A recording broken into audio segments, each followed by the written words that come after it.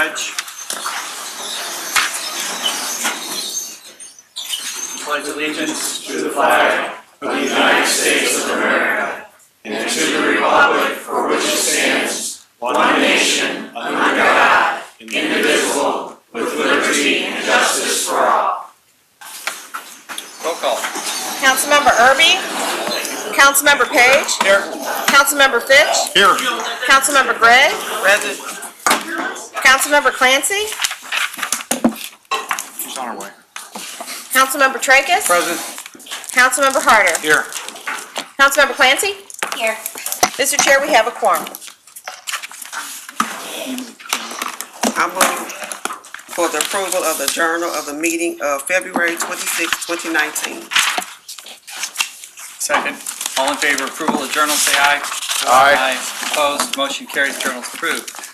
We have no bid openings this evening, so we'll move to communications. Mr. Chair, we have no tax compromises, zoning matters, or road and bridge matters this evening, so we'll move to other communications. Under other communications, item number 1. Receive, file, and the county council be directed to prepare the appropriate legislation, and that will be the order. Item number 2, 3rd District. Receive, file, and the county councilor be directed to prepare the appropriate legislation. So ordered. Item number 3, 4th District. Receive and file. So ordered. Item number 4, all districts. Same motion, that will be the order. Item number 5, 2nd District. Receive, file, and the agreement be approved as recommended. Second.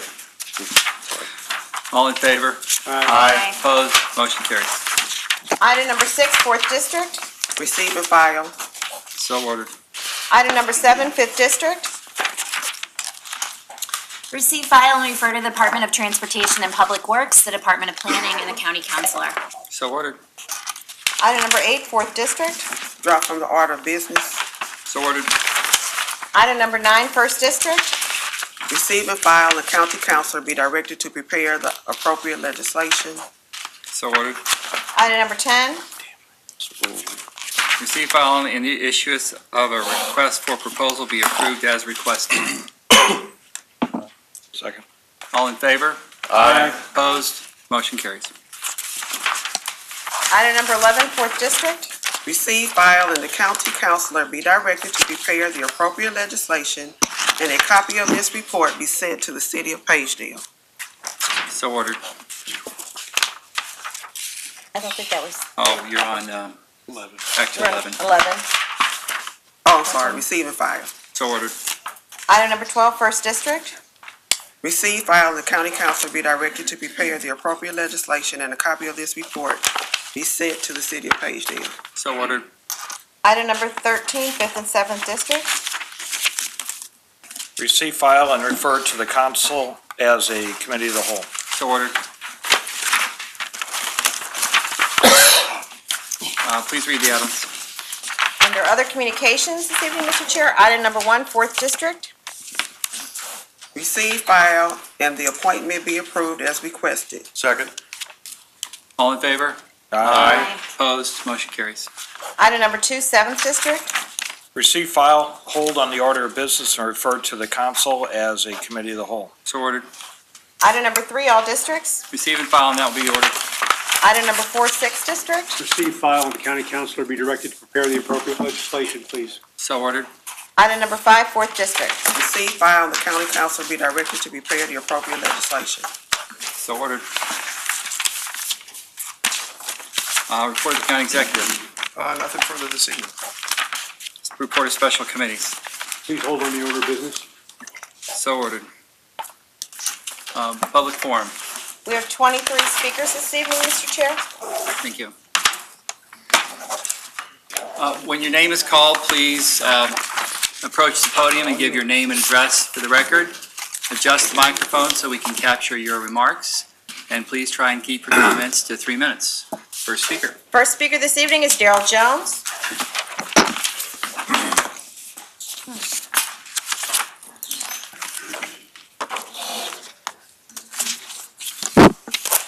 Darrell Jones. Darrell. You said address? Yes, please. 55 Branford Drive, 63132. Thank you. To the county executive and chairpersons, good evening. Again, my name is Darrell Jones. I'm a principal of TriTech Inc., a certified minority business enterprise based in District 2 of St. Louis County. TriTech, along with its partners, the Levy Restaurants, operate the food and beverage service at For America Center.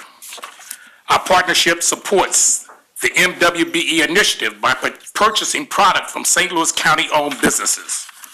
One such enterprise is La Bombe Boucher, a baked good business who we have had an excellent relationship with for years. We also employ hundreds of St. Louis residents to assist us in providing excellent service to our visiting guests.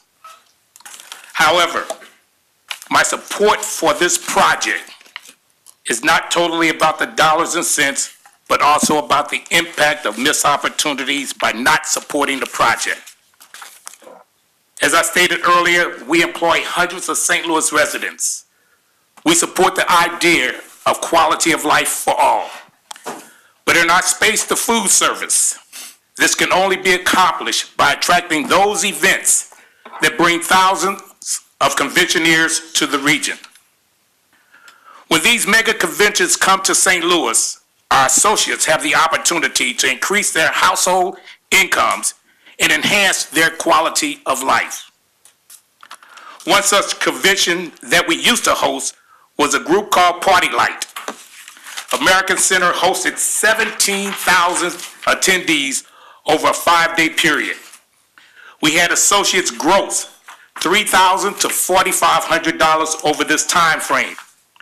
But the majority, the average gross was $2,000.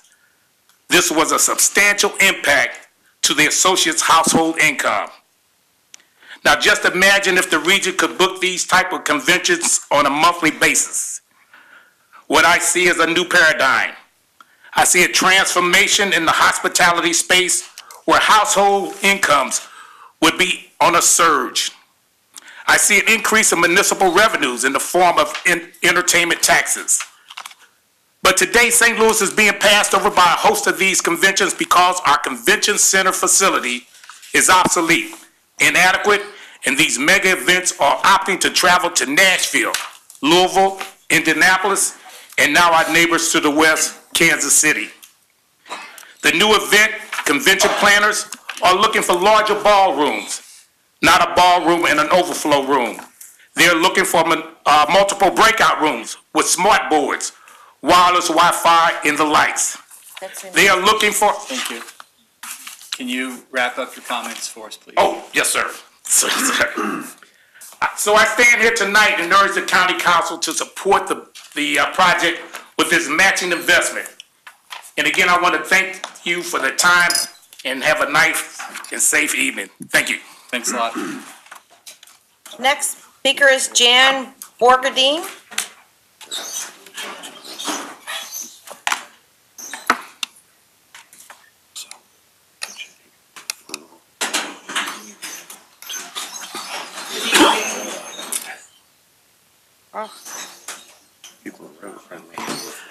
My name is Jan Borgadine. I'm at 7908 Birkenhead Drive, St. Louis, Missouri, 63123.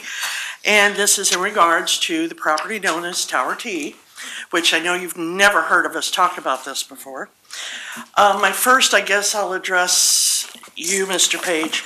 Has a study been done by the county to determine the impact of this massive housing development that it will have on Higgy Road, Laclede Station Road, Mackenzie Road, and the residential streets that intersect with Higgy? I believe those sort of studies would be part of the application, and we don't have an application before us right now. Is the county doing a study? I don't believe the county has looked at this project yet. We don't have an application before us. Okay, so if the application does not have a study, will a study be done? We'll have to wait and see what the application looks like. So you can't even, if there isn't a study done by the county, you're saying that that's okay? Oh, I'm not saying anything's okay. We'll have to see what the application looks like. It always comes with lots of studies of lots of things, and if there is something that's inadequate, then we'll talk about it. Okay, so I'm going to assume, I hope we're not just going to take a study by McBride and Son. They've kind of got millions of dollars on the line, and I believe they would be biased. So I'm hoping the county will do a study to determine the impact. We're not talking 10 houses. We're not talking 20 houses. We're talking 150 plus houses being built. And the community at large doesn't want it. Not at that big scale. Smaller scale, fine. I don't have an issue with that. Not at that big scale. And I hope that in over a year that we've been showing up, that you are paying attention to us and that you are listening to us. So that's all I have to say. Thank you for your time. Thanks, Jen. Next speaker is Charles Brown.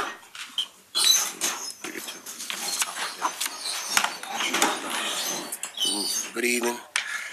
My name is Charles Brown. My address is 4455 Telegraph Road, 63129. I'm here to speak on behalf of the funding for the convention center. Regency Enterprise Service is a St. Louis-based family-owned and operated facility management company. Regency is a certified minority-owned entity and has been ranked by St. Louis Business Journal as one of the top 25 minority-owned businesses. Regency is a contract America Center convention complex providing facility maintenance and cleaning services for the building. When there are large events in the building, we put more people to work.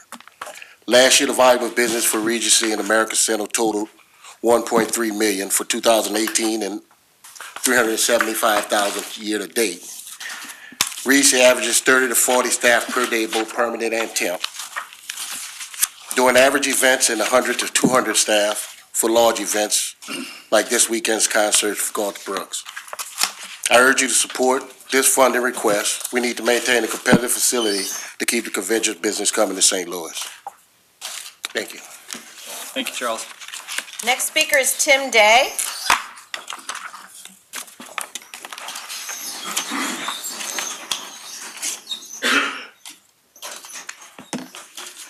My name is Tim Day. I live at 7329 Nottingham, 63119. I'm here to talk about Tower T. October 2017, McBride Barra applied to rezone the 27-acre Tower T site to build 158 residential homes. STL Today reports that the sale of the land is contingent on the rezoning. November 2017, with a public hearing looming, the rezoning application was pulled and the hearing postponed. On the night of the postponed hearing, KSDK and STL Today reported that Tower T would close in July 2018.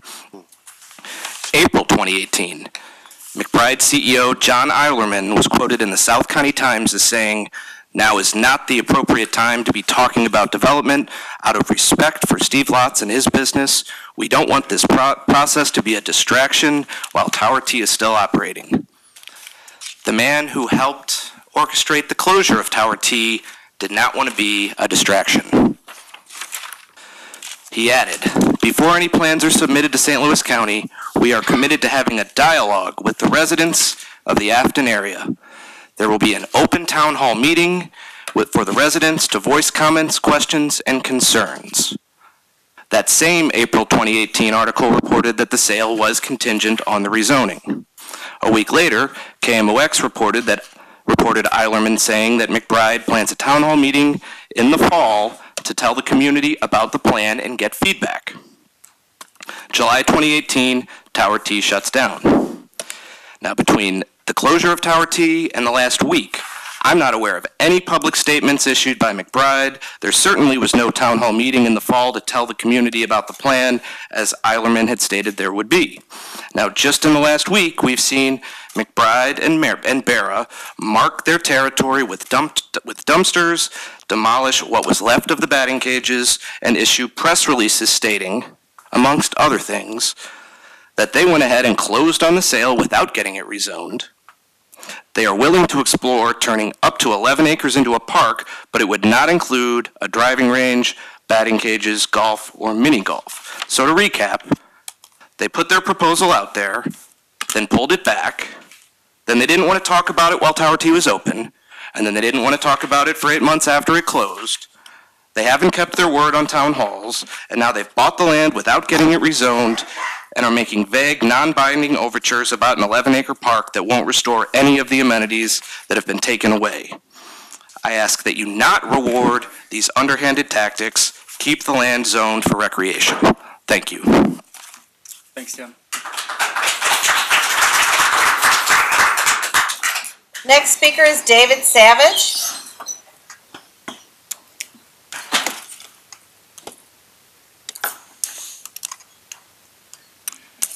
Hello, my name is David Savage. Good evening, county members.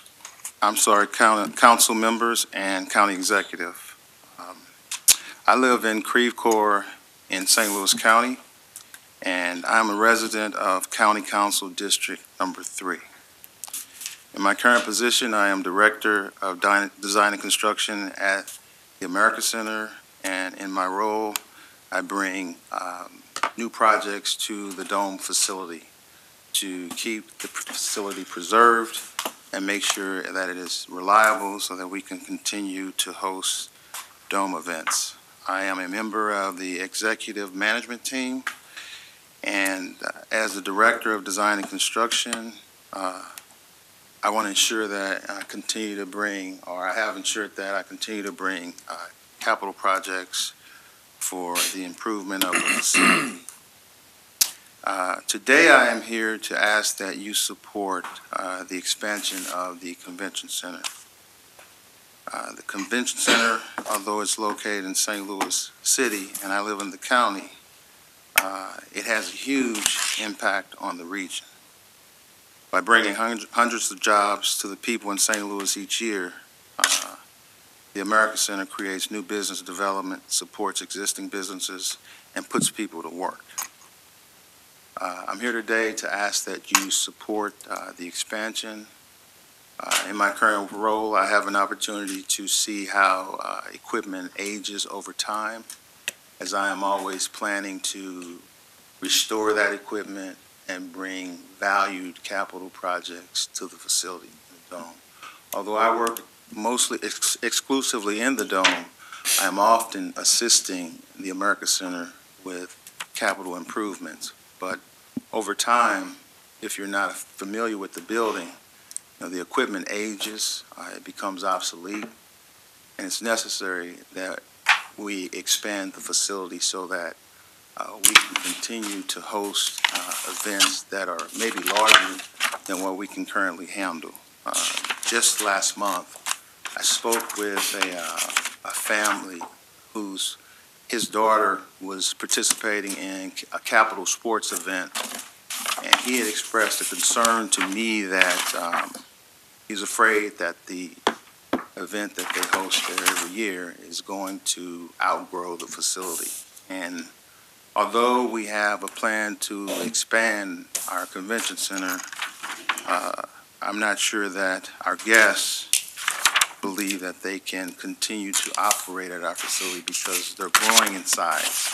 He made a comment that, young men and women are participating in capital sports in such a degree that it's expanding so fast, he's not sure that they can continue to operate at our facility. So I really believe that expansion would be a great thing, and I hope you support our efforts.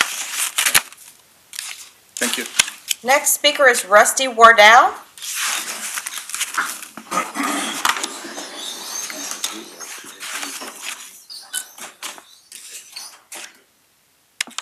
Hello, I'm Rusty Wandel of 6319 Kingsway Drive in Afton. Members of the County Council, this is my first time speaking to you all, but I've attended countless over 10 to 15 meetings. I wish I could come more often, but my family and work obligations keep me from joining you. I want to start out by thanking all of you for your leadership of our area and the care that you show to everybody who speaks to you. I come to speak to you about Tower T, something that I know you've all heard a lot about, and I assume you're going to hear a lot more about tonight even. You've heard plenty of reasons why the surrounding residents are against putting up a major housing development on the site, and I agree with every single one of them. For me, I have a 2-year-old son, and I'm deeply concerned about the quality of schools that he will attend if so many houses are added to an already packed school district. I was looking forward to having a fun place I could spend time with him, so close to our home. Traffic on Hickey Road is an absolute mess. Putting up so many houses will make things totally impassable during peak times. And I don't have money for major home repairs when blasting destroys my foundation. From the very, very start of this process, McBride-Barra has done everything it can to disenfranchise us, the residents, so our voices are not heard. This all started 15 months ago and was met with immediate backlash. They waited, trying to get us to go away. We didn't go away. We still haven't gone away.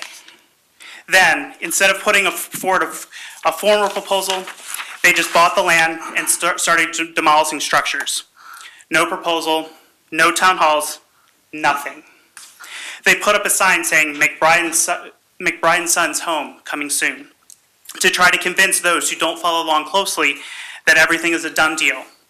This act was not only an attempt to silence us, the residents, but it was an act to try to silence you all from your authority and power.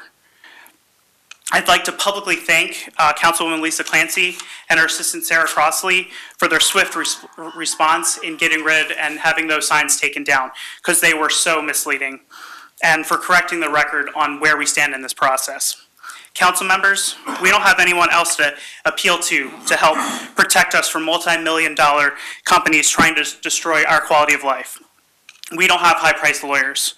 We only have the 7 of you to protect us. Please, please, please protect us and vote no on Tower T. Thank you. Thank you.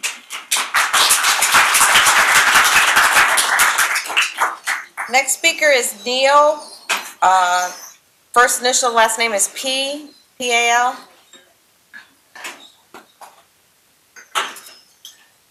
Mr. Chair, could we ask the speaker to spell his last name, please? Yes, Please. my name is Neil Palacio, and it's P as in Paul, A-L-A-C-I-O-S. And I live at 10052 Lakeshire, in Lakeshire, Missouri, which is also in St. Louis County. I'm a longtime resident of County Council District 6. I have a bachelor's degree in business administration from Washington University, and I am a certified public accountant. I've been employed with Explore St. Louis, also known as the Regional Convention and Visitors Commission, for over 25 years, and I'm currently the Chief Financial Officer. As the CFO, I am a member of the executive management team, and in my role, I help guide the financial operations of Explore St. Louis by maintaining financial stability and managing risks. In my 25-year tenure, I'm especially proud of the fact that we have received clean audits each and every year. The area surrounding the convention center has undergone a dramatic redevelopment in the past 25 years. New hotels and restaurants have filled in Washington Avenue, and the development of the Garment District continues that trend. Explore St. Louis is a regional economic development agency. We are a city-county agency. We collect the hotel-motel tax on room nights in St. Louis City and St. Louis County. Although the convention center is located in the city of St. Louis, its impact is felt throughout the region. Hundreds of thousands of guests visit the convention center annually, which creates new business development, supports existing businesses in St. Louis County, and keeps county residents such as myself employed. Explore St. Louis has partnered with the county over the years to provide hotel-motel taxes to support the Creve Coeur soccer fields, Lohmeyer Sculpture Park, the Museum of Transportation, and the Magic House, to name a few. Over the last couple of years, we've seen several important events leave our city, not because they were dissatisfied with the management and operation of the convention center, but because they outgrew the space and amenities of the existing convention center. I hope that you will support the legislation. Your yes vote will allow us to invest in the convention center and keep it competitive for the long term. Thank you. Thanks, Neil. Next speaker is Nyla Tuckson.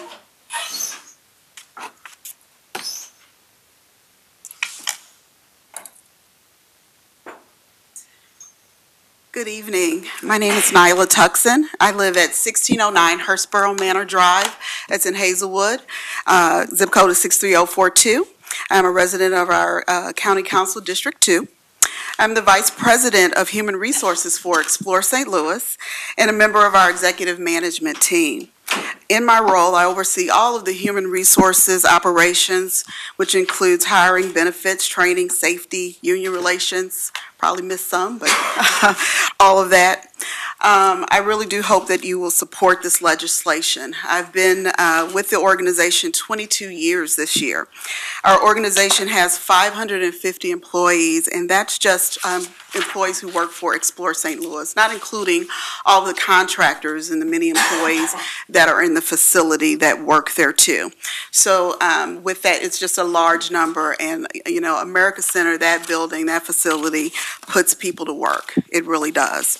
In my role, I hire staff to work the events, and I hear what the positive impact that is when, you know, some of them have these this job to supplement their income, and the many events that we get in that building to be able to do that. I also hear the negative impacts when we lose events, and we lose events, you know, if we lose events because of space, that's hard if we don't have enough space. They love to come to St. Louis, but we've outgrown them. So I hear that, and I hear where employees, because they don't have those hours and things when we lose those events. So, you know, so this legislation is important to the workforce of America Center and everyone who works in that facility. And we just thank you for your support, and thank you for your yes vote.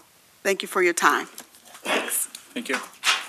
Next speaker is John, and I'm not sure the last name. Mr. Chair, would you ask the speaker to spell his last name? Please. John Bettag, B-E-T-T-A-G.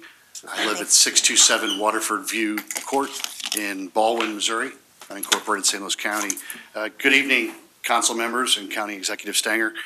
Again, my name is John Bettag. I'm a native of St. Louis and currently live in unincorporated West St. Louis County in District 3. Congratulations on your election, and great to see you again, Councilman Fitch. Thank you. I'm the Vice President of Sales and a member of the executive management team at Explore St. Louis. I've been with Explore St. Louis for the past 11 years and guide a very dedicated sales team who work hard to convince organizations of all types that St. Louis City or County is the best location for their meetings or events. For the larger conventions, the America Center Convention Complex is a key factor in that is evaluated by our clients when comparing St. Louis to the many destinations to which they have to compare us to. The legislation before you is essential for St. Louis to remain competitive in today's meeting and convention market.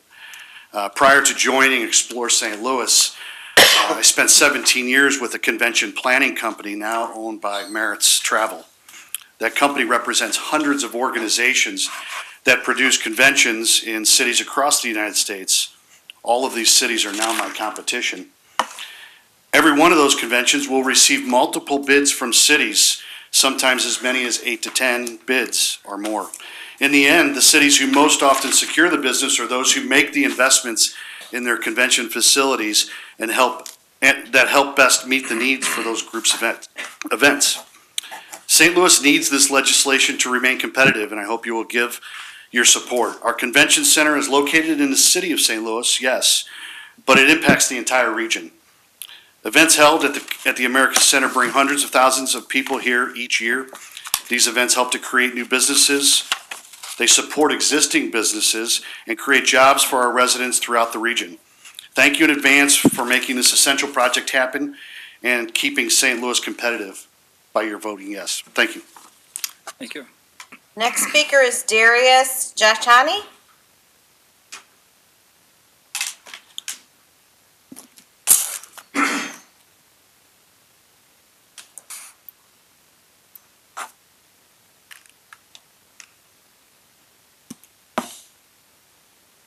How are you? My name is Darius Joshigani. I live, you need my full address? 4850 Teeman Avenue in Afton.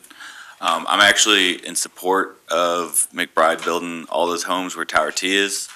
I'm a little biased. I'm a real estate agent. I'm also a homeowner. So I want my equity to go up in my house, and I also like to move people into Afton. The problem is the only people I moved into Afton are in their 20s and single. I families don't want to move into Afton.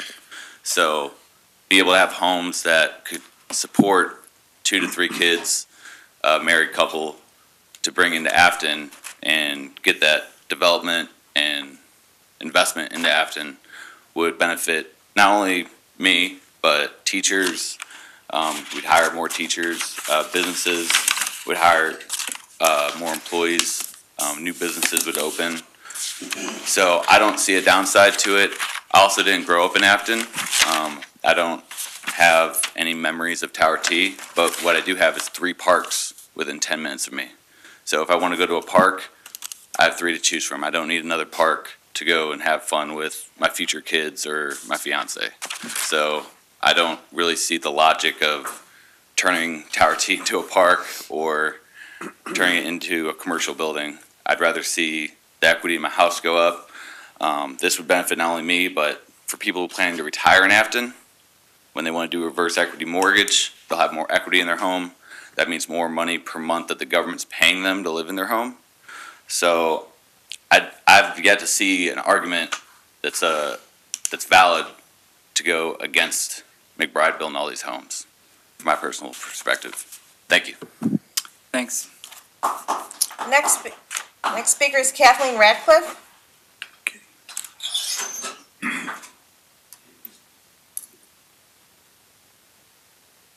Good evening, County Executive, County Council Chairman, and members of the County Council.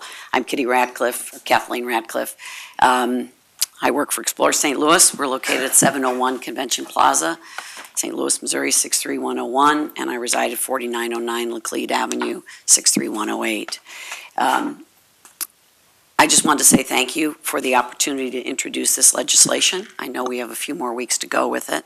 I appreciated the opportunity to visit with you last week and share an overview of the project. And I just wanted to recap something that I think you heard tonight from a few other speakers. We support local businesses. That's why we're here. The America Center is a tool that we use for economic development for our region. In that tool, we put people to work and we support local businesses.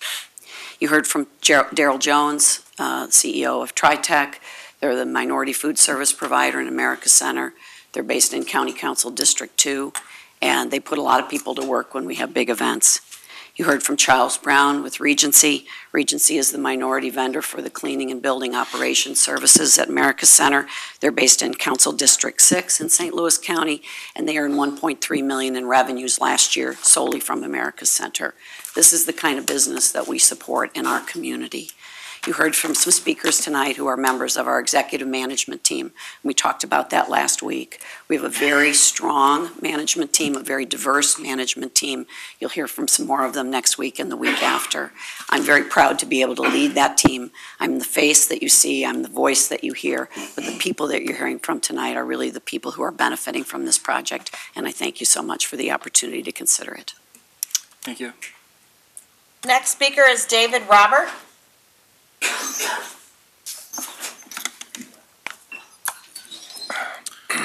Thank you. It's David Robert, 12741 Mason Manor Road, Creve Coeur, 63141. I'm David Robert, and I'm the CEO of Midas Hospitality. We own and operate 40 hotels in 14 states. 5 of those hotels are in St. Louis County. Our company headquarters is in Maryland Heights. We have over 365 hardworking associates between our hotels and our office working in the county. We do not have any hotels downtown, but America Center is an important driver for the success of our hotels. When a group like First Robotics or Riley Automotive or a 12,000 member church group comes to America Center, it pushes business out to our county hotels. In fact, when a 45,000 person group like First Robotics comes, it not only fills my county hotels, but it pushes occupancy all the way out to our St. Charles hotels. The tourism tax the voters approved many years ago was intended to build infrastructure for generating tourism, not just a dome, but a multi-purpose building connected to our convention center. No new taxes are needed, just a continued commitment from you to use that revenue for long-term infrastructure that will allow us to be competitive and bring more out-of-state guests to the community. Midas Hospitality is proud to call St. Louis home. and I'm a proud resident of St. Louis County. I'm also a commissioner for Explore St. Louis. We have a great board that works very hard, and we're very good stewards for the community. We care deeply about the success of the tourism industry in St. Louis because there are 90,000 hospitality jobs depending on it. This is an infrastructure investment in our future. I and the hotel industry need your help to make sure we are competitive 20 years from now. Thank you for your help. Thank you. Next speaker is Steve P. Wasn't writing very legibly earlier, so I wanted to thank her for that. So good evening, my name is Steve Pete. I live at 1501 Misty Valley Court in District 7 in Wildwood. I'm also a vice president, and I work for Penn National Gaming, representing the two casinos we have in the market. One, River City Casino, which is in District 6, and Hollywood, which is in District 2. The River City Casino opened in 2010. We had a hotel expansion in 2013, adding 200 rooms to the property. Also, Hollywood has 500. We have 700 total hotel rooms in the market. We also employ over 2,000 people also in the market. We count on the efforts of Explore St. Louis to attract new business to our region, to market St. Louis as a place for meetings, conventions of all sizes, to promote leisure travel. Our teams at both properties work closely with Explore St. Louis to find individual pieces of meetings and businesses that can both support our operations and continue to support our team member base. When America Center attracts large businesses to the St. Louis region, our hotels in the county, and Maryland Heights specifically, benefit from increased demand that causes the whole market to both increase and grow. America Center is an important asset to our regional tourism infrastructure. While it's disappointing that we have not been able to make the proper investments in the center, it is the moment to do so is now. I am asking you for support on behalf of our two St. Louis County properties and all the employees and providers that depend on our businesses. I am also a commissioner on the Explore St. Louis board representing the county. The team there is focused every day on doing the best possible job with the tools that they are given. We need to give them better tools to compete against cities like Indianapolis and Nashville. This project will do that. As a county resident, I thank you for your time and look forward to your support for this important initiative. Thank you. Next speaker is Anthony Perrano.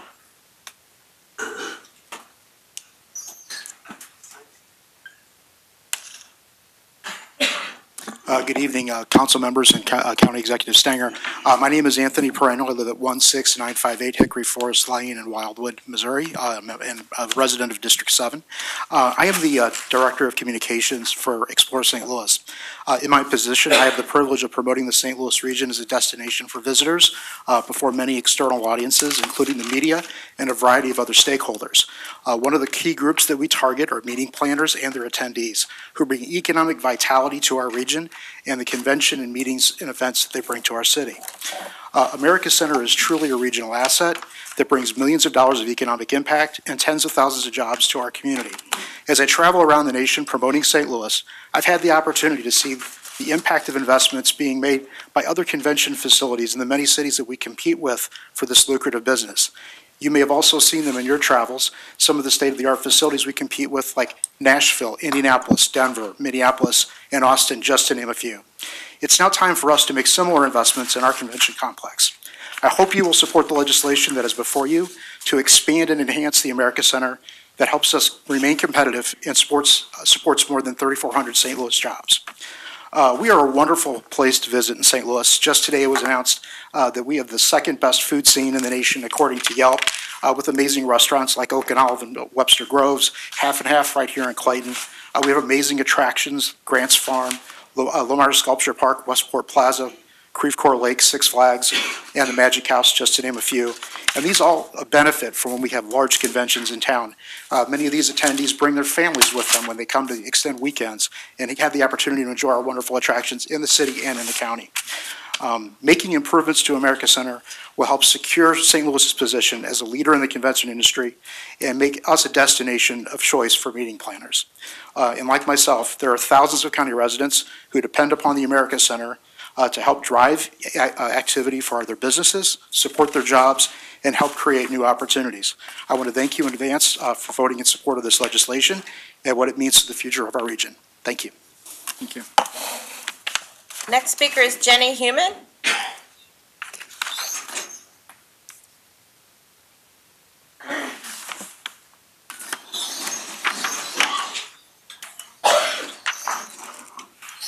Hi, my name is Jenny Hoyman, and I live at 7905 New Hampshire, 63123, and I'm here on behalf of Tower T.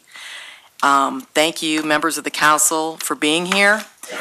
I was wondering if I could bring a picture up to give to the council. You can give that to the clerk. Thanks.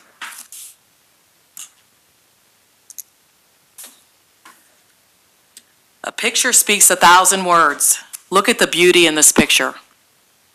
I took this picture out my backyard area, and I know the last time that I spoke, I showed you a picture of all the deer that reside back on the land. Our neighborhood gets to look at this view every day, and I back up to this view. We moved to our home in 2017 because of the green space behind our home. There is so much beauty here, and the wildlife adds to the beauty. I am disappointed at what occurred last weekend. On Friday last weekend, we heard banging and saw a sign saying McBride Homes coming soon. How can they just come in and start tearing out when a proposal hasn't even been made? Shouldn't the people of our community have been heard first? They even have a security guard on duty there every day now. For 9 months, it sat vacant, and now they have a security guard which drove down the land behind my house all the way on the perimeter of the land, right in my backyard, and all the deer scattered. It was very sad. There are so many negatives to putting all of these homes in this small space. Blasting of bedrock, causing existing homes to crack in the neighborhood. Increased traffic. Traffic on Higgy is already horrible. Water runoff and sewers being overloaded. That's why I moved from my previous home over near Music, where McBride Homes built. The wildlife. Where will all the deer go? And overcrowding of Afton schools. The schools are already overcrowded. Those of us who live near parks and green spaces know the joys they bring. The calming views of trees, beautiful sunsets, the deer, birds, fresh air, the scent of flowers. Overwhelming evidence demonstrates the benefits of green spaces and parks. They improve our physical and psychological health, strengthen our communities, and make our cities and neighborhoods more attractive places to live and work. We need your help. Please help our community keep this space green. Thank you for your time. Thanks, Jenny. Next speaker is, I think, Carl Taylor.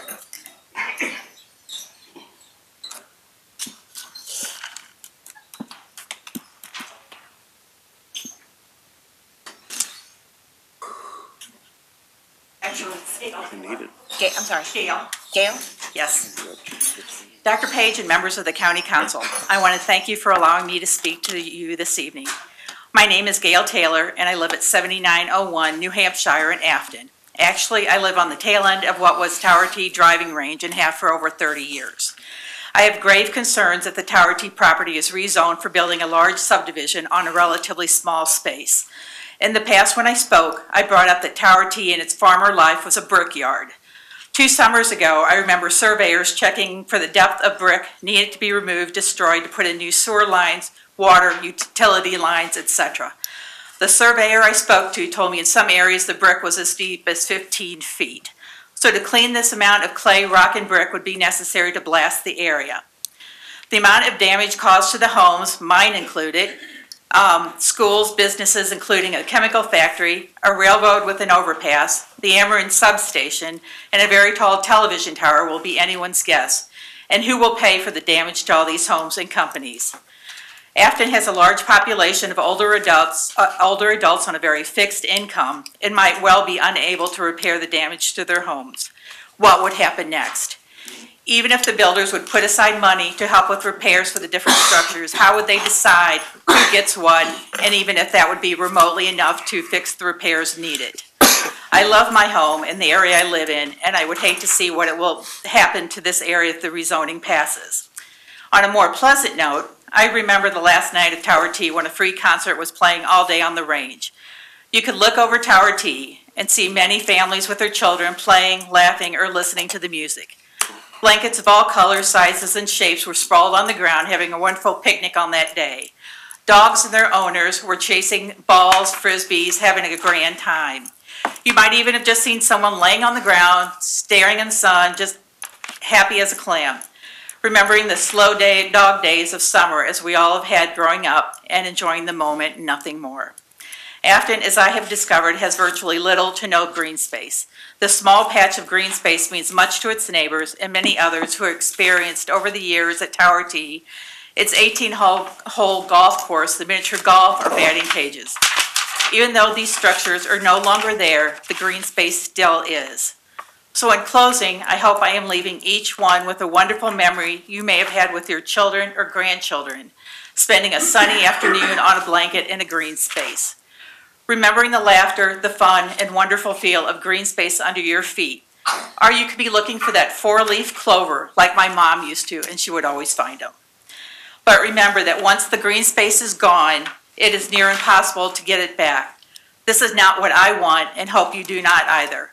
Please keep Tower T space green for the many families who can yet create amazing days and memories and that turn them into memories no one would ever want to forget. And now you want the new families to coming in to do that for their children and grandchildren before it's too late to change what can't be undone. So thank you for allowing me to speak, and please keep the Tower T space green forever. Thanks, Joe. Next speaker is Joey DeFranco.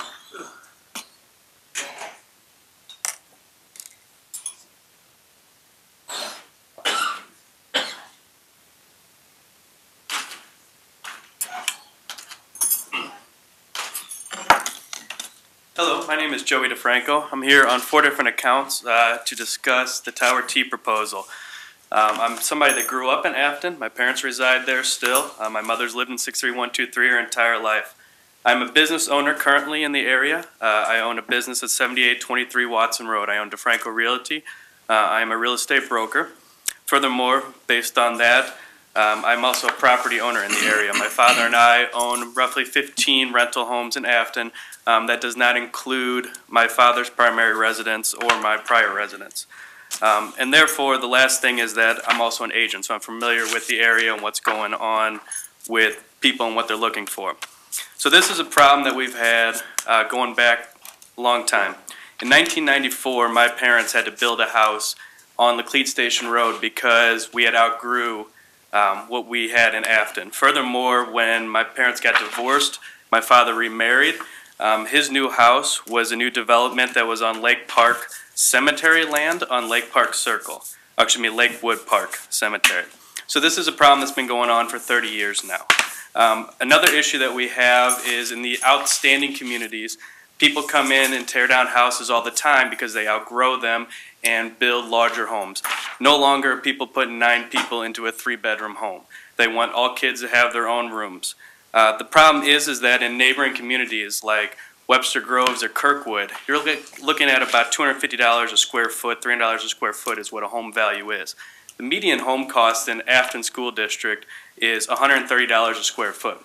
The median new construction price is $150 a square foot. So trying to tear down a house or build a new construction in Afton will never happen because you're automatically losing equity. Like I said, this is a long-time problem that's been going on. They just built all these new houses across from Afton High School, and immediately all those sold out. 38 properties sold immediately, and those sold for roughly $220, $250 a square foot, well above the median price of the Afton School District homes. A lot of the things I keep hearing are problems but no solutions. One of the problems that I hear is the traffic issues. The traffic issue can easily be corrected. I actually brought a map here of a proposed road that I have. Let's give it to the clerk. And it has two separate exits. One of the exits is on Watson across from Rothman. Now, I don't know what land they're looking to purchase from Resurrection, but if this is something we could do, this would kill two birds with one stone. A, this would alleviate bottleneck traffic from Higgy that's currently there. It would also create a relief from any new traffic that's built. If we put in the second proposed road that's off of McKenzie, it would further release that. But more importantly, it comes out into a depressed section of Watson Road. If we have roughly 150 new homes that cost $250,000, all these young families that are looking to spend money pouring out onto a depressed section of road, all it's going to do is create new business growth in that area. Furthermore, to finish up, because I know I'm out of time here, let's talk about the tax revenue. Tax revenue currently, real estate taxes, is $108,000 a year for the Tower T lot. If we put in roughly 158 homes, a $250,000 house in Afton is about $4,000 in real estate taxes. That comes out to $632,000. That's $500,000 more of taxable income, just real estate taxes each year for the community. Another issue real quick, the problem that we have with the schools, outgrowing the schools. Simple solution, special assessment on these new homes that the money goes directly to Afton School District. Since we're unincorporated, obviously it would be a group fund, so there would have to be a special assessment on these properties to directly go to school. Joey, I'm going to have to ask you to wrap up your presentation. And then that's it. The option is either commercial now or residential, and what's going to be better for the community? A bunch of 18-wheelers and smokestacks, or a bunch of new homes that it needs? Thank you. So, thank you, guys. Next speaker is Tom Sullivan.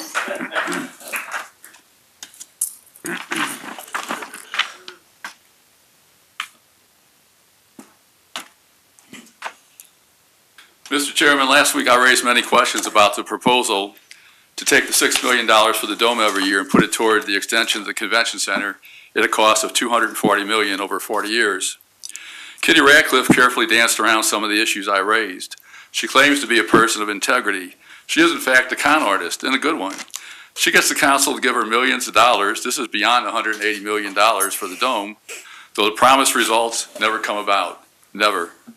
By the way, the only thing the law mandates that allowed the vote for the dome in 1990 is that it go to pay off the dome bonds. Beyond that, the funds can be used for any general revenue purpose.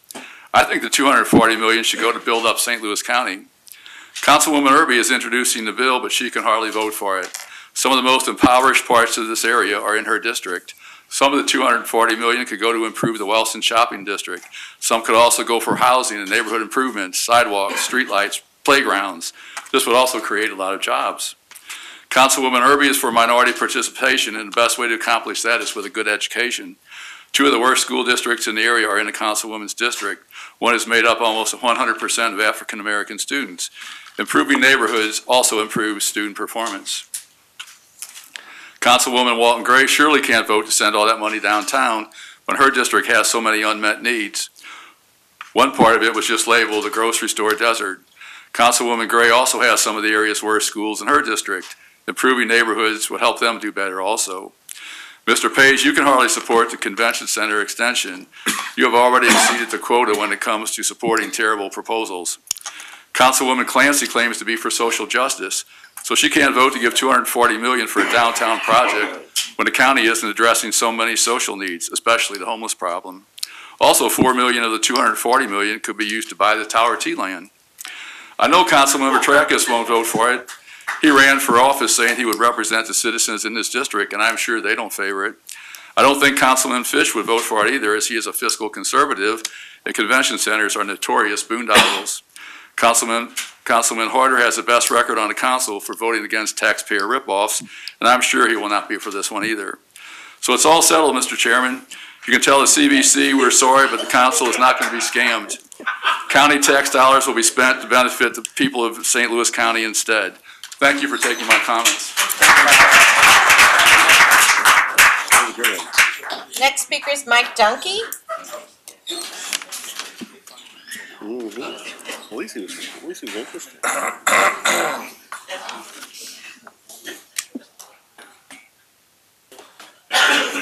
know how you follow that. I'm inexperienced, and that guy was very experienced.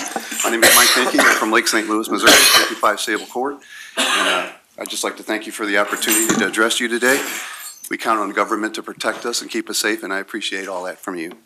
I'd like to tell you about a tale of two similar rescues with very different outcomes. The first tale is of a dog that was rescued by Stray Rescue, went into a coma, taken to VSS for treatment, and even though there was extreme violence before the rescue, people were bashing his head and dogs were ripping his flesh. When he came out of his coma, he wasn't violent and didn't bite anyone. He survived his ordeal, and the rescue community was extremely happy. They did happy dances. The second tale is of a dog that also was found by Stray Rescue. She also went into a coma. She was taken to VSS for treatment, and even though there was no known violence before her rescue, she woke up from her coma and bit someone. Excuse me. Because of the protocols in place, whether they were followed or not, she was swiftly killed. The rescue community was not amused. They were and are livid and are asking for changes. These are people in town that have dedicated their lives to the rehabilitation to throw away animals. With both of these animals, the people were heavily invested. They were invested with their time, they were invested with their money, they invested with their prayers, and when one amazingly recovers, it gives them courage, confidence, and determination to keep climbing that daily uphill battle they face every day. I mean, this is what they live for. This is really what they live for. The same rescue community are here today. They desperately want to work with you for a compassionate solution. They have experience in St. Louis City and are striving for a no-kill city. They already have ideas and working on them, what's working and what's not working. We should really make our end game a no-kill county.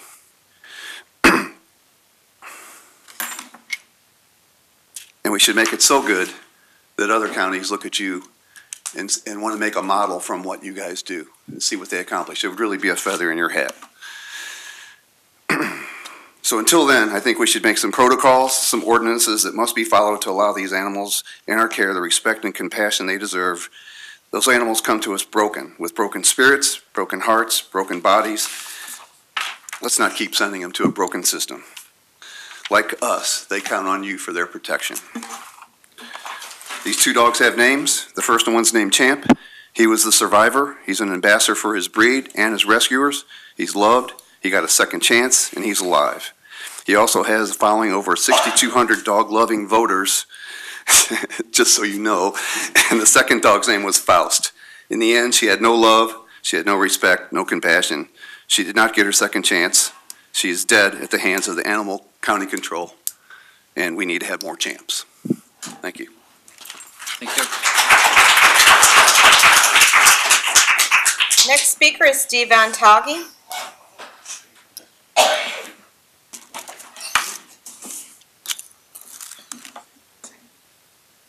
I'm on a roll tonight.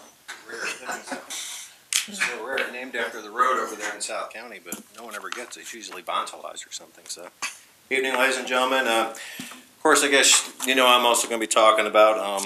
It's going to be about our St. Louis County Animal Control and some of the hasty things that have been done lately. Back on December 31st, the Department of Agriculture inspected the county animal shelter because there was a transfer of a sick dog, old female bulldog with signs of respiratory disease, to the Metro East Humane Society in Edwardsville. Apparently, Missouri Department of Agriculture sent a warning to our animal control about that.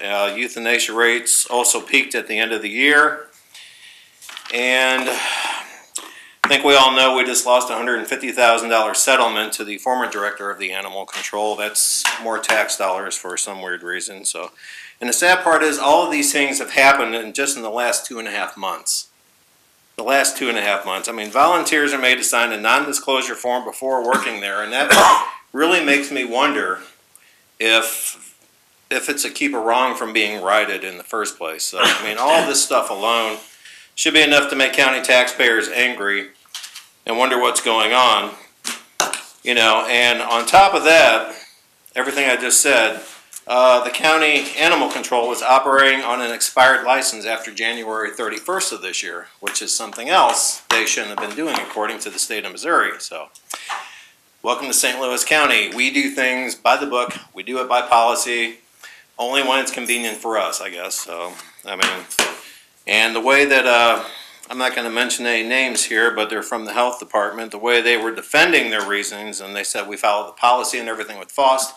I guess it didn't pertain to the dog transfer to Illinois back in December, or of course operating without a, an active license either. So I'm just going to skip all that part and see what's going on. But I mean, how long has everything been going on? After FOST was euthanized, the same day should have been a 10-day mandatory quarantine.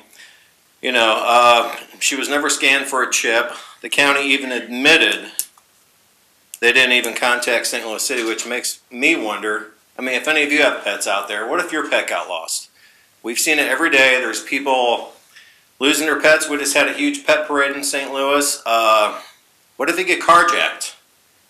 I live in South County. 414 Bridget. That's over there in the Melville-Oakville area. And that was very close to that Chinook's carjacking. What if that family or another family got carjacked and their pet disappeared? I mean, there's lots of stuff that could go wrong in this. I mean, what if, God forbid, a family came into St. Louis here whose children are going to a children's hospital or just in town, for excitement cancer treatment. What if their dog gets out? What if that's the next FOST? I think it's time for change.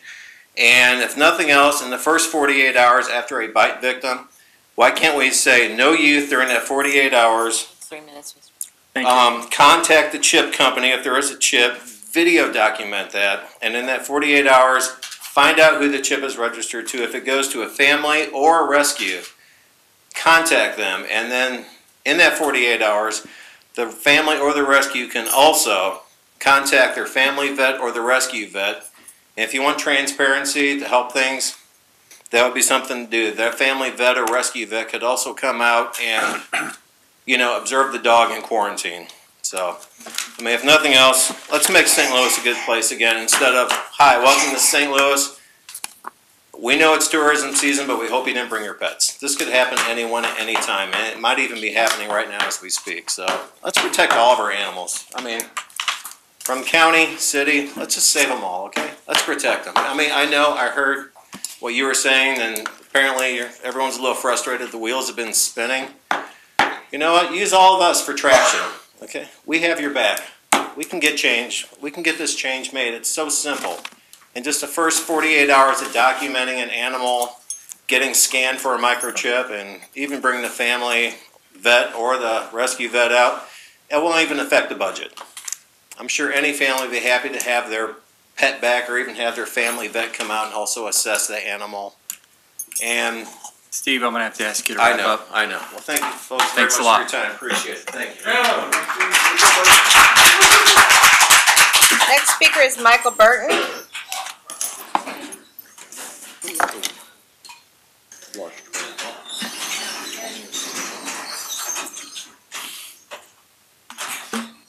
Hi all. Michael Burton here. Get your gavel ready, Chairman. I'm just kidding. There was a previous speaker that spoke here earlier that said that there was 38 houses across the street from Afton High School that sold immediately. There's still one for sale right now today, and one just sold a few weeks ago, so that's not true.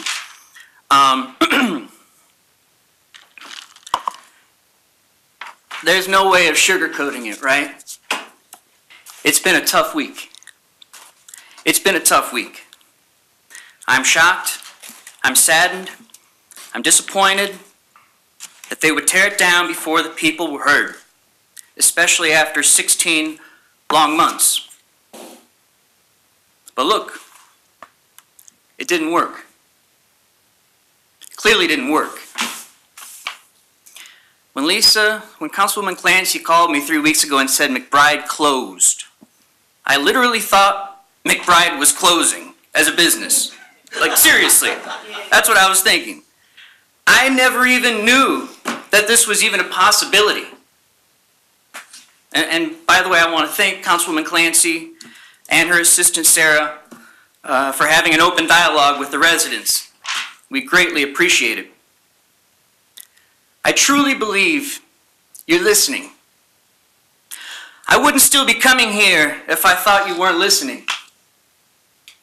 I would have already been arrested for climbing the TV tower and waving a Save Tower T flag in protest.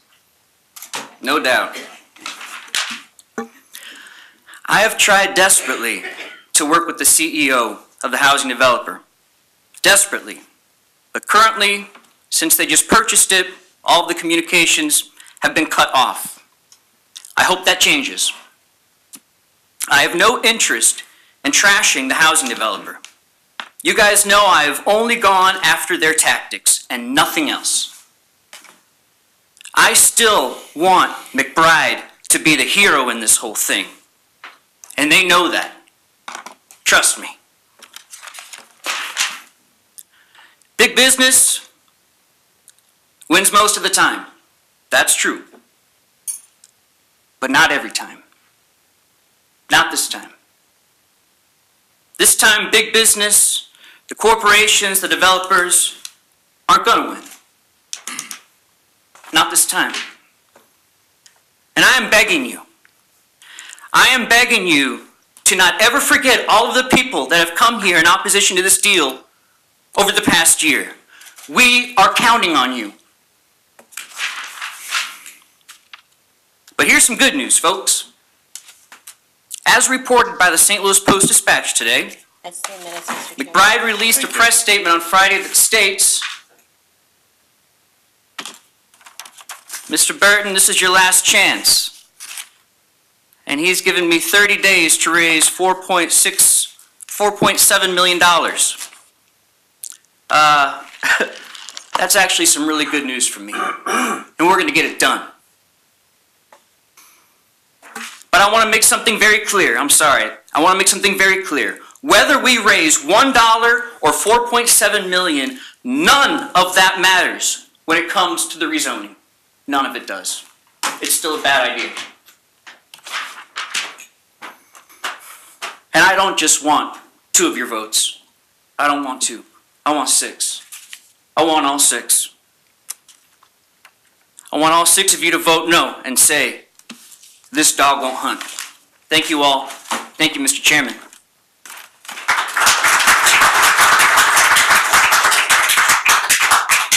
Next speaker is Erin Kelly. I know what she's going to say. My name is Erin Kelly. I live at 12981 Baalbek Drive in St. Louis, Missouri. I just wanted to very quickly thank all of you for hosting a public forum earlier regarding Bill 270, which would make it illegal for a kid to vape in their school, and it would also increase compliance fines and give our county area a way to revoke a license if someone repeatedly sells to minors. I would be remiss as a fundraiser for 23 years if I didn't say stepupstl.org. This room is full of power, and I think it's very, very cool to continue to see how entities in this Mr. Chair, we're not going to be able to catch you. Thank you. Thanks, Thank Erin. you so much. Thank you. And final speaker this evening is Kevin Berry.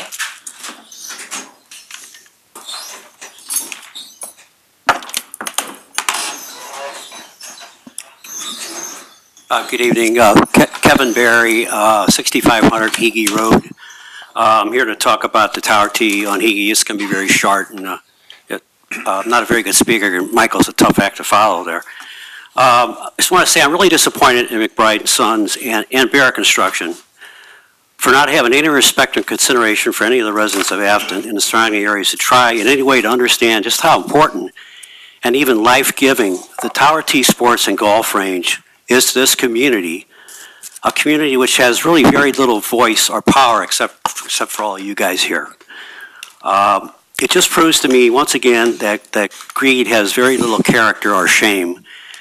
And to the young man who spoke earlier, who says he sees no good argument for a green space there, I'd just like to quote the great statesman, Simon and Garfunkel, who said, "A man sees what he wants to see and disregards the rest." Thank you.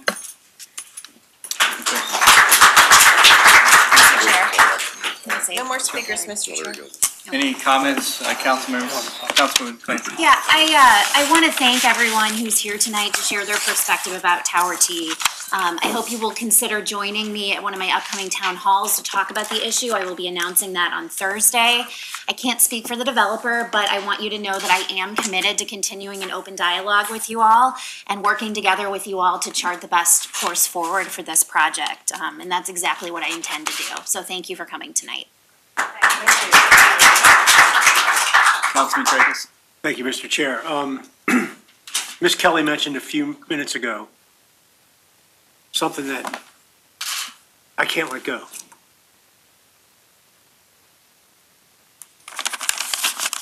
And that's about, excuse me, where the power is in this room. And I'm looking at it. And don't you ever forget it. It's not up here. It's right there. So whether you're here for the Animal Control Center, whether you're here for the vaping bill, whether you're here for Tower T, or whether you're here for the convention center, the only way that you are going to influence this body is by showing up here and letting us know what your interests are and how you feel. And to the folks from Tower T, I can't speak for the rest of this body, but I can tell you, I can promise you, in my opinion, everyone has heard you.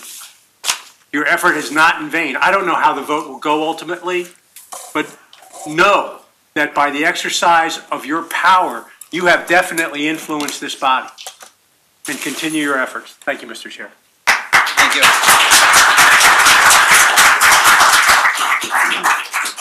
That concludes the public forum. Please proceed with introduction of bills. Bill number 63, introduced by Councilmember Page, an ordinance authorizing the county executive to accept a grant of up to $124,800 from the Missouri Foundation for Health, appropriating the same for support of the building public health infrastructure through academic health departments project, and authorizing the county executive to execute necessary documents. Bill number 64, introduced by Councilmember Page, an ordinance authorizing the county executive to accept a grant of up to $3,000 from the Missouri Department of Health and Senior Services, appropriating same for support of a product for biosurveillance of opioid overdoses using syndromic surveillance, and authorizing execution of related documents. Bill number 65, introduced by Councilmember Page, an ordinance authorizing the county executive to accept a grant of up to $3,000 from the Missouri Department of Health and Senior Services, appropriating the same for support of a project to assist the Bureau of Reportable Disease Informatics and the Bureau of HIV, STD, and Hepatitis in organizing and engaging a stakeholder meeting and authorizing execution of necessary documents. Bill number 66, introduced by Councilmember Page, an ordinance authorizing the county executive to execute a contract with the Missouri Department of Transportation for reimbursement of travel expenses related to attendance at a professional program. Bill number 67, introduced by Councilmember Page, an ordinance authorizing the county executive to execute a contract with NextGen RCM Services LLC, doing business as Healthcare Strategic Initiatives, to serve as grantee agent under the Ryan White Treatment Extension Act of 2009. Bill number 68, introduced by Councilmember Page, an ordinance providing for a salary increase of 2.8% for non-merit employees of the Family Court. Bill number 69, introduced by Councilmembers Page, Walton Gray, Tracus, and Harder, an ordinance authorizing the county executive to execute a contract with Structures Incorporated for structural engineering design services for various structures at the 5 transportation districts, St. Louis County Public Works number 18-25-OC. Bill number 70, introduced by Councilmember Page, an ordinance appropriating and setting apart the amount of $700,000 from the unappropriated balance of the Police Asset Sharing Fund for purchase of specialized law enforcement equipment. Bill number 71, introduced by Councilmember Clancy, an ordinance providing for the vacation of a portion of Delmar Boulevard right-of-way adjacent to property at 8400 Delmar Boulevard. Petitioner, GP University Terrace Associates. Bill number 72, introduced by Councilmember Fitch, an ordinance calling and providing for the holding of an election in St. Louis County on the 5th day of November 2019 for the purpose of submitting to the qualified voters of said county a proposition to amend the provisions of the St. Louis County Charter pertaining to the Department of Police. Mr. Chair, is someone going to introduce this next bill for Councilwoman Irby? I will. Councilwoman Gray will. Bill number 73, introduced by Councilmember Walton Gray for Councilmember Erby, an ordinance authorizing the county executive to execute cooperation agreements, financing agreements, lease agreements, and other necessary documents related to the financing of the construction, repair, improvement, expansion, renovation, furnishing, and/or equipping of America's Center in the city of St. Louis, Missouri upon the terms and conditions described herein. Bill number 74, introduced by Councilmember Page, an ordinance authorizing the issuance of not to exceed $40 million principal amount of special obligation notes, tax anticipation, Series 2019-1 of St. Louis County, Missouri, for the purpose of providing funds to pay and discharge the expenses and obligations properly payable from the general fund of the county in the county's fiscal year ending December 31st, 2019, and not to exceed $40 million principal amount of special obligation notes, tax anticipation, Series 2020-1 of St. Louis County, Missouri, for the purpose of providing funds to pay and discharge the expenses and obligations properly payable from the general fund of the county in the county's fiscal year ending December 31st, 2020, prescribing the form and details of said notes and the covenants and agreements to provide for the payment and security thereof, and authorizing certain actions and documents and prescribing other matters relating thereto. Bill number 75, introduced by Councilmember Tracus, an ordinance approving the application and preliminary plans for the amended development in the C8 Plan Commercial District of attractive land subject to conditions and repealing ordinance 26,506, PC 02-19, Holly Properties LLC. Bill number 76, introduced by Councilmember Tracus, an ordinance appropriating the amount of $750,722 for Proposition P funds from the unappropriated balance of the general fund and transferring those funds as authorized for the support of the Department of Transportation, Department of Parks and Recreation, Department of Parks and Recreation, and the County Councilor's Office. Mr. Chair, that is all the bills. Perfection. Bill number 270, introduced by Councilmember Wassinger for Councilmember Tracus. Please hold on the order of business. So ordered. Bill number 17, introduced by Councilmember Fitch. Please hold on the order of business. Bill number 17 will be held. Bill number 20, introduced by Councilmember Harder. Please hold. Bill number 20 will be held. Bill number 21, introduced by Councilmember Harder. Please hold. Bill number 21 will be held. Bill number 35, introduced by Councilmember Page. Please hold Bill number 35 and 35 will be held. Bill number 45, introduced by Councilmember Fitch.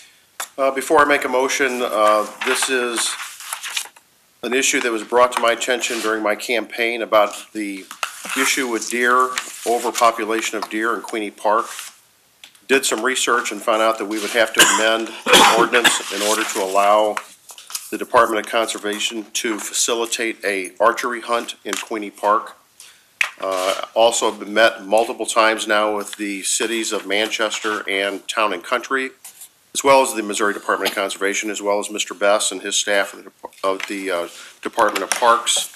And I think this is the best route to go. I understand this deer issue isn't a problem all over the county, but it certainly is in my district. So based on that, I know there may be some tweaks that may be needed to this. Willing to hear what those might be. I also have not had a chance to talk to Councilmember Erby, but I am at the point where I would like to move for perfection of Bill number 45. Second. So, I believe the deer in Town and Country are a problem, and they need to be thinned. And I hope we can find a way to do that, but I can't support the bill as it's written. And like I said, I'd be interested in hearing suggestions for improvement. And as of right now, I don't have any. Well, my position would be that the council would authorize by ordinance each park that's designated, and that a method of extermination or thinning other than bow hunting be used. So it'd be both of those would be the only way you would support it? Yes. Okay. Thank you. But I know each council member has different concerns, and I'm sure they'll express them. Does it make sense to schedule a committee of the whole on this bill? Well, I don't know how complicated it is. Okay. But we need more discussions, but there may be support on the council regardless of my concerns. And this is something that is time sensitive, because we would have to, the Department of Conservation would advertise the hunt they would select the hunters, they would orient the hunters before so all that has to be done relatively soon. Gary, I don't remember, what was they needed a drop dead answer from us? Okay. The hunt wouldn't take place until August, would it? November.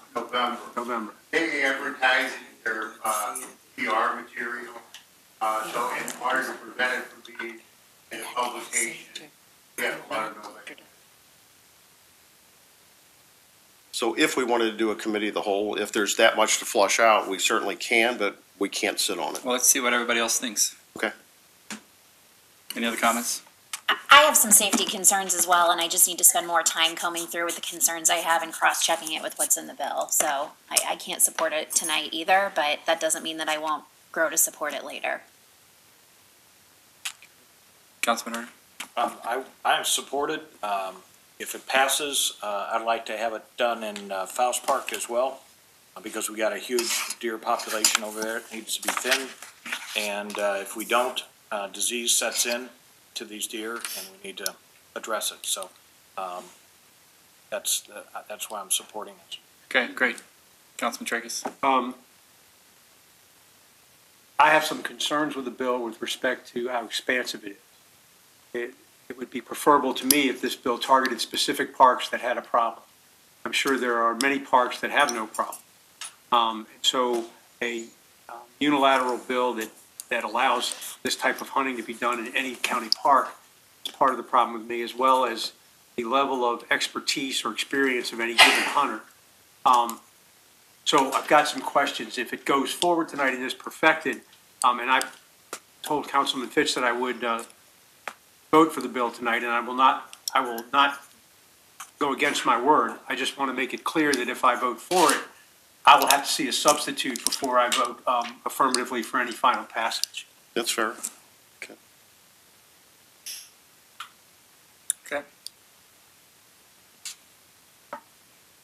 Any other comments? Okay. All in favor? Aye. Opposed? Nay. No?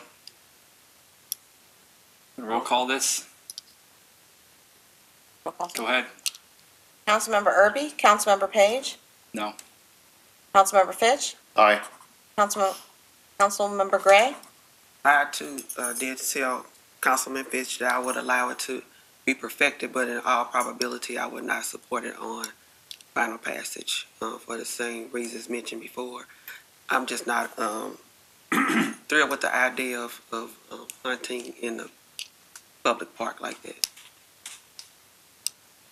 Did I say aye? I'm sorry. Thank you. Councilmember Clancy? No. Councilmember Tracus? Aye. Councilmember Harder? Aye. Mr. Chair, on the motion to perfect Bill number 45, there are 4 ayes, 2 noes, and 1 absent. Bill number 45 is perfected. Mr. Chair, I believe Councilwoman Walton Gray wanted to return to the introduction order of I want to business. return to Bill number 73, Councilwoman Irby's bill, and to allow the chair to introduce that for Irby. I didn't realize which bill this was. Which bill is that? The one you were going to introduce for Councilwoman Irby, the American Center. Oh, yeah, sure. I'll introduce that. So I'll reread that for introduction, Bill number 73, introduced by Councilmember Page for Councilmember Irby. Yes.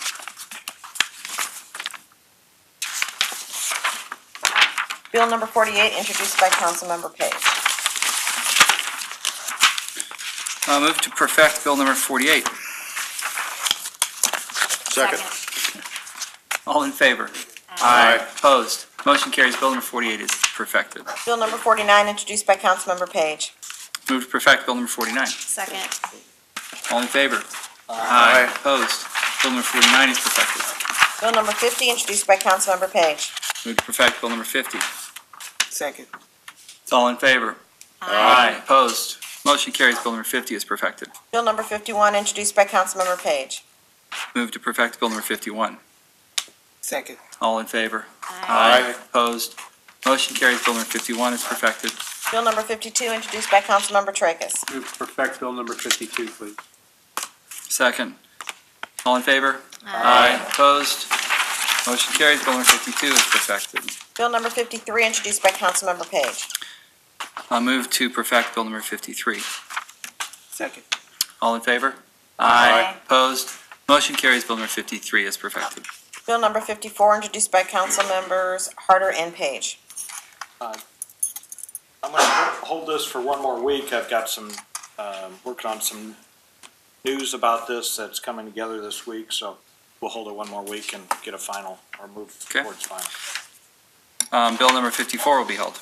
Bill number 55, introduced by council member Fitch. Please hold on the order of business.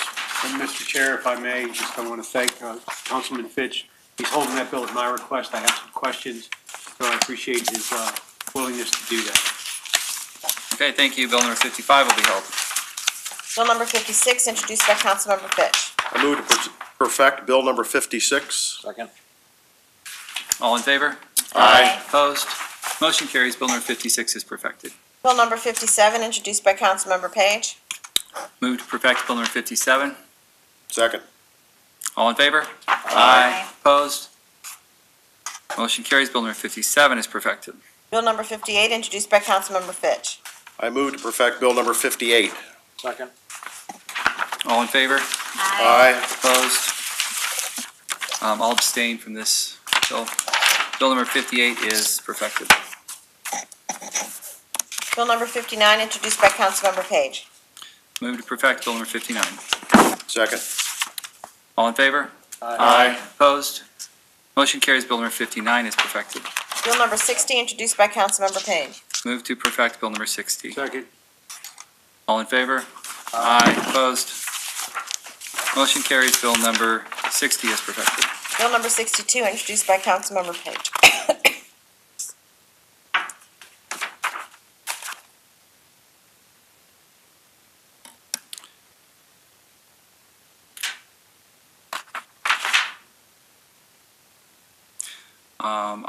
I will hold this bill on the agenda, and 62 will be held. I know some council members are still getting more information about the new plan for public safety on Bi-State, and I think we've made a lot of progress, and we'll give the council members another week to collect information, but I'd like to move forward on this next week if we can get our questions answered. Yes? Mr. Chairman, I think we all got calls or emails by people from Bi-State. Was there a packet or anything that was dropped off about what their plan is for security to all of us? I don't know if I got it or not. It was just phone call. I think I might have seen an email, but I don't remember a packet. There was a presentation on Friday that I know some council members attended. I am happy to share the packet that I picked up at that presentation on Friday. It was a good use of my time, and I felt very encouraged by what I heard, and I'm happy to pass off what they sent me, so. So was that here? That was at It East was West downtown Gateway. at the chamber. Yes, Councilman Tracus? I too was at that presentation, Mr. Chair, and while there was some interesting recommendations made, I think, given the fact that the consultant now has issued their final report, and there are some recommendations in there, I for one believe it would be appropriate to hear from Bi-State and the county police yet again on what position they're going to take with respect to those recommendations and what the county can expect in terms of movement going forward. That's what it's going to take for me to support this bill, I can tell you that. I would second that as well. I'd like to see the timeline. Yes. And I would say I was at the meeting as well. I was very encouraged by what I heard, more than I have been in a long time, let's call it that. I think Mr. Roach is headed in the right direction.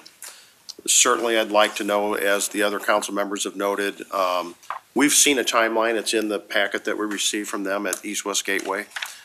What I would really like to see is, I know there's a timeline there, is what actually are you going to do? Exactly. And then I would be in favor of restoring that money. Okay, I think we've got some feedback then for Bi-State. Anything else? Okay, bill number 62 is held. Final passage. Final Mr. passage. Bill number 28, introduced by councilmember Page.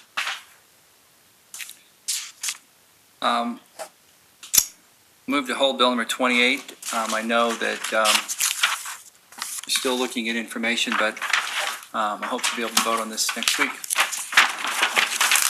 28 will be held. Bill number 43, introduced by Councilmember Page.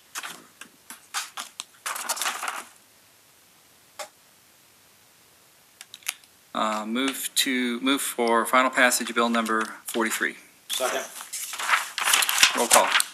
Councilmember Erby, Councilmember Page. Aye. Councilmember Fitch. Aye. Councilmember Gray. Aye. Councilmember Clancy. Aye. Councilmember Tracus. Aye. Councilmember Harder. Aye. Mr. Chair, on bill number 43, there are 6 ayes and 1 absent. Bill number 43 is finally passed. Bill number 44, introduced by Councilmember Page. Move for final passage of bill number 44. Second. Second. Do we need 7 for this? Nope. Roll call. Councilmember Erby. Councilmember Page. Aye. Councilmember Fitch. Aye. Councilmember Gray. Aye. Councilmember Clancy. Aye. Councilmember Tracus. Aye. Councilmember Harder. Aye. But I have a question. Yes. Are we going to have a meeting about issues at the jail? Future? I do agree that we need to get an update about what's happening there. We've certainly heard some disturbing things in the press recently. We can add that to the list of our hearings. Right.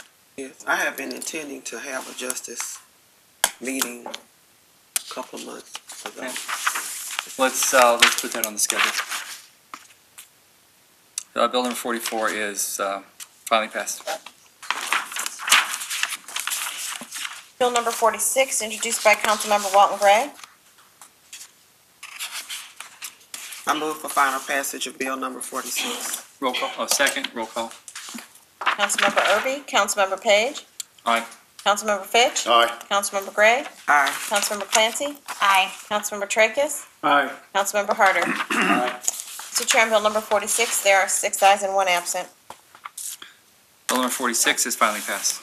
Bill number 47, introduced by Councilmember Tracus. Move for final passage of bill number 47, please. Second. Roll call. Councilmember Erby. Councilmember Page. Aye. Councilmember Fitch. Aye. Councilmember Gray. Aye. Councilmember Clancy. Aye. Councilmember Tracus. Aye. Councilmember Harder. Aye. Mr. Chair, on bill number 47, there are 6 ayes and 1 absent. Bill number 47 is finally passed. Bill number 61, introduced by Councilmember Page. And you would need, I'll Move send to hold bill number 61, and 61 will be held. Resolutions. We have 2 resolutions this evening, Mr. Chair. Resolution number 1, will someone be sponsoring for Councilmember Erby on this? This is a honorary resolution. No, No. Which, that's not. oh, your resolution? Sure. I mean, can one of us, Yes. Councilmember Page? Yes. Resolution number 1, introduced by Councilmember Page, Councilmember Page for Erby, Councilmember Walton Gray, and Councilmember Clancy. I move for the adoption of resolution number 1.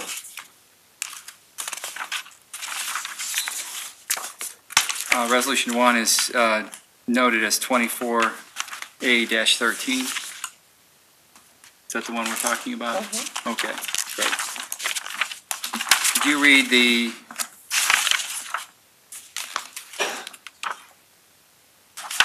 this is a long resolution.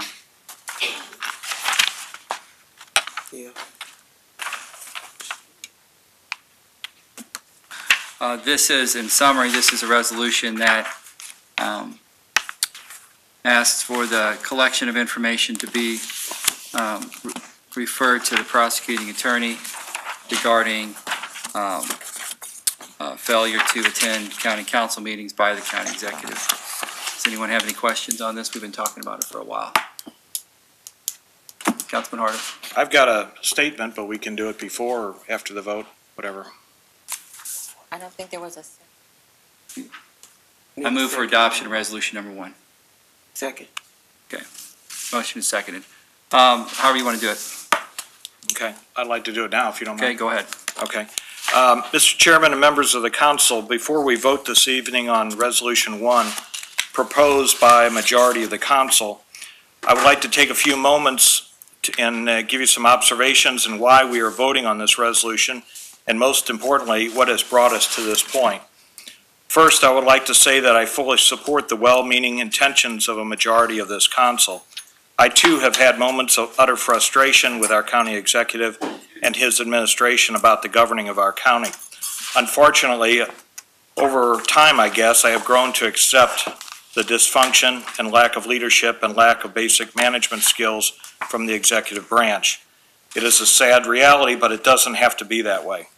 Second, even though this resolution and the actions proposed in this, in my opinion, has a weak legal standing and realistic won't happen, nonetheless, it still communicates the basic dissatisfaction we all have, as well as many of St. Louis County voters, with the county executive. Whether we vote for or against this resolution, this message of dissatisfaction is clear. We would love to hear his constructive input on the governing of this county, or innovative ideas and programs on how we could work together to move this county forward. How about a vision? But what we get is either the sound of crickets or criticisms that this council is a circus. If you hadn't noticed, this group of part-time legislators show up about 90 to 95% of the time, and we do the hard work and make the hard decisions. We don't have all the answers, but we are not the rubber stamp council of years gone by. We exchange ideas, we talk to each other, and we try to find common ground to move our region forward. We don't always agree, but that's okay. Given the deep polarization in politics today, what does it say to you that this council of 4 Democrats and 3 Republicans are working so well together? The residents of this region want a county executive and a council who are willing to do the work of the people and be open to their suggestions and ideas. Do I dare say compromise? There are too many problems that need to be addressed today in St. Louis County without having to take on the problems and bad decisions of other governments. While the county executive was out cutting red ribbons and advocating for a bailout of other governments, we were here cutting budgets, cutting red tape, and trying to get our government on a solid financial ground.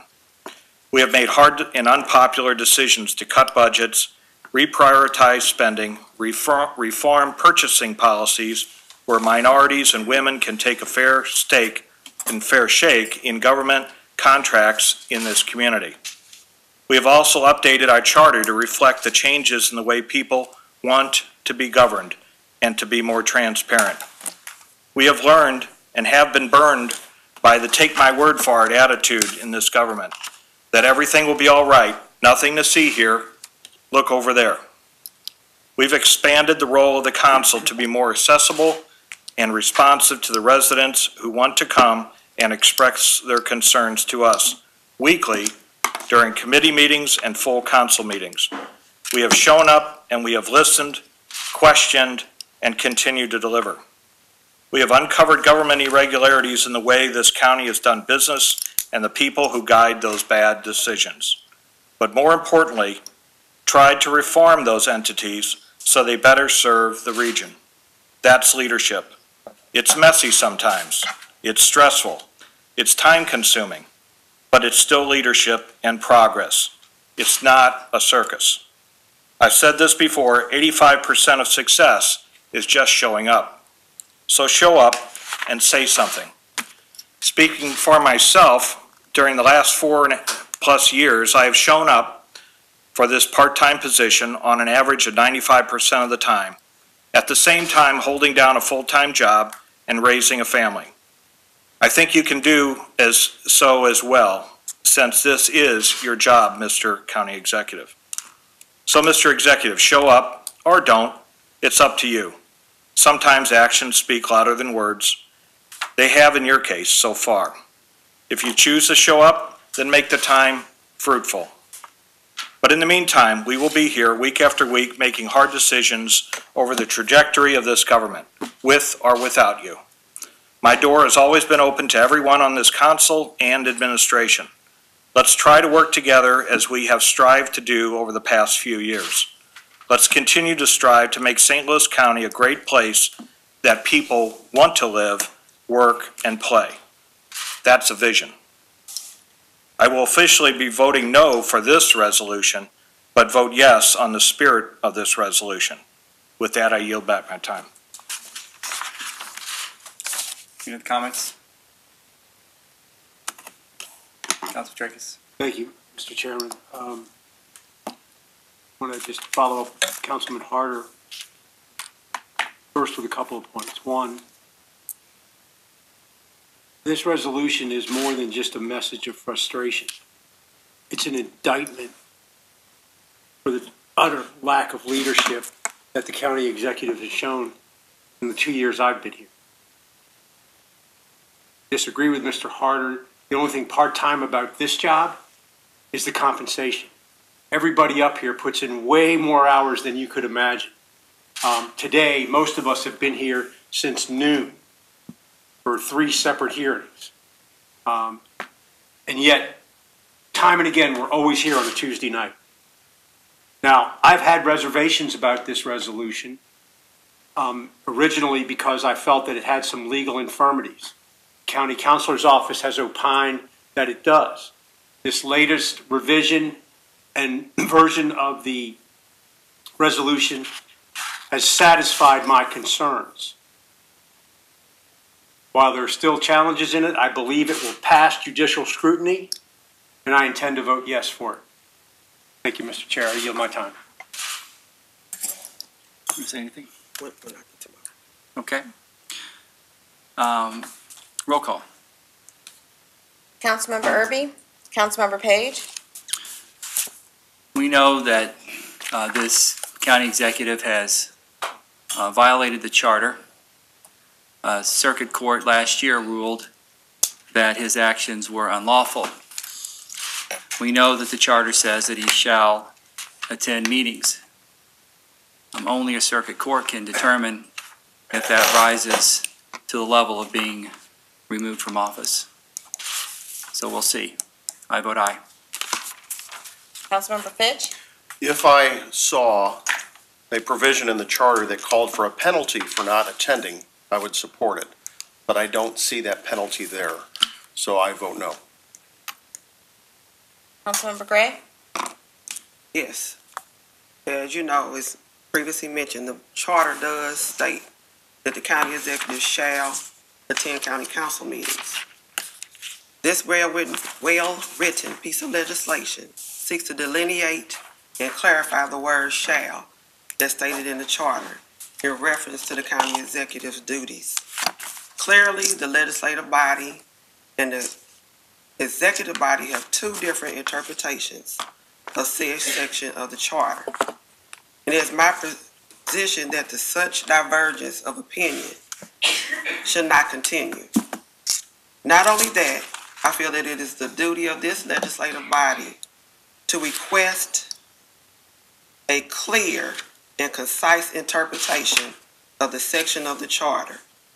And that is why this resolution was put forth. It's been mentioned throughout, right before this vote, there's too much dissension, too much confusion between the legislative and executive body. And that's why we put this legislation in as a resolution, to show a clear message as to how we feel and how we've been feeling for the past probably a year or two. And with that, I vote yes. Councilmember Clancy? I have some reservations about this, but I think this is a conversation we need to have, and that's why I'm choosing to join with my Democratic colleagues on the council, and I vote yes. Councilmember Tracus? One more comment, if you don't mind, Mr. Chair. Go ahead. I'm on record for a long-standing time that, in my opinion, the county executive has and continues to violate Article 3, Section 3.05006 of the Charter. There's nothing vague or unclear about the word shall as it's used in the Charter. It requires his attendance, and he is not here with impunity.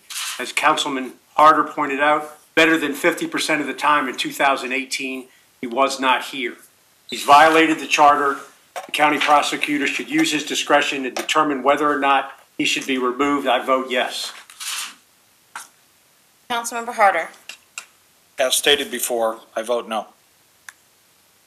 Mr. Chair, on resolution number 1, there are 4 ayes, 2 noes, and 1 absent. Resolution number 1 is adopted. Resolution number 2, introduced by Councilmember Page. Move adoption of resolution number 2. Do I have a second? See what it is, Second. second. Second. Second. Roll call. Councilmember Erby, Councilmember Page. Aye. Councilmember Fitch. Aye. Councilmember Gray. Aye. Councilmember Clancy. Aye. Councilmember Tracus. Aye. Councilmember Harder. Aye. Mr. Chair, on resolution number 2, there are 6 ayes and 1 absent. Resolution number 2 is adopted. Unfinished business. Item number 1, Please hold on the order of business. Same motion for item number 2 and item number 3. And that will be the order. item number 4, 3rd District. Please hold on the order of business. So ordered. And moving on to new business, Mr. Chair, we have 1 prepared order this evening. I move for the adoption of order number 1. Second. All in favor of adoption of order number 1? Aye.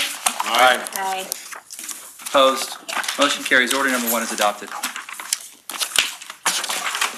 Any comments by any council members? We have a lot of hearings in the pipeline, so please let us know what you're interested in so we can get them scheduled. March is busy, and I believe the last Tuesday is a recess week, Yes, sir. so we'd like to get those on the calendar. Motion to adjourn. Second. All in favor? Aye. Opposed? Motion carries. Thank you.